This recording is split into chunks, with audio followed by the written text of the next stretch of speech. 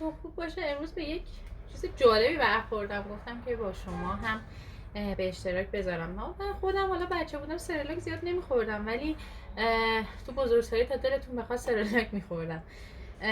خب این همون سرلاک عادیه که ما همیشه حالا هم بچه ها میخورن هم ما میخوریم، حالا با شیر، آبجوش، با اینجور چیزا قاطی میکنیم و میخوریم. امروز یه محصول جدید برای ما رسید که اونم بیسکویت سرلاک بود.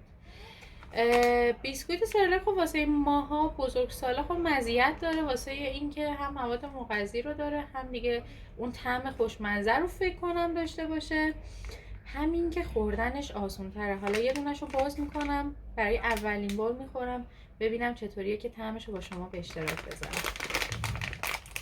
خب ببینید این بیسکویت سرلاکه.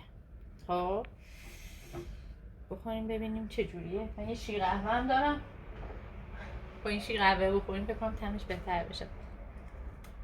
ماما mia mamacita. خب ببینید خوبه، ولی طعم شیر خشکش غالبه.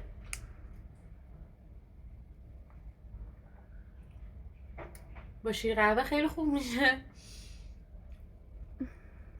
به عنوان یه تجربه خوبه، به عنوان اینکه یه بچه 5 6 ساله هم بخوره خوبه.